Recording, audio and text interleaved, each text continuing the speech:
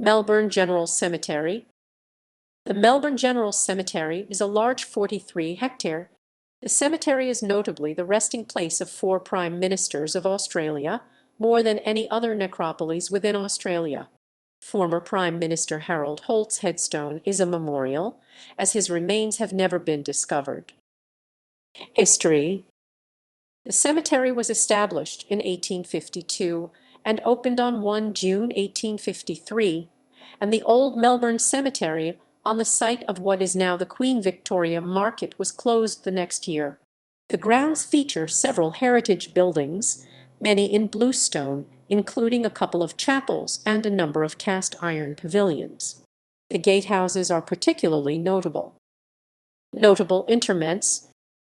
Prime Minister's Garden. 5 Prime Ministers of Australia are memorialised at Melbourne General Cemetery. 3 are interred in the cemetery's Prime Minister's Garden: Sir Robert Menzies, including Dame Patty Menzies, Sir John Gorton, and Malcolm Fraser. Harold Holt's, including his wife Dame Zara Bate, is a memorial, as his body was never recovered after he disappeared at sea. Dame Zara is buried at Sorrento Cemetery, the closest burial ground to where Holt disappeared. James Scullin, including Sarah Scullin, is buried in the Catholic section of the cemetery. State Premiers and Governors.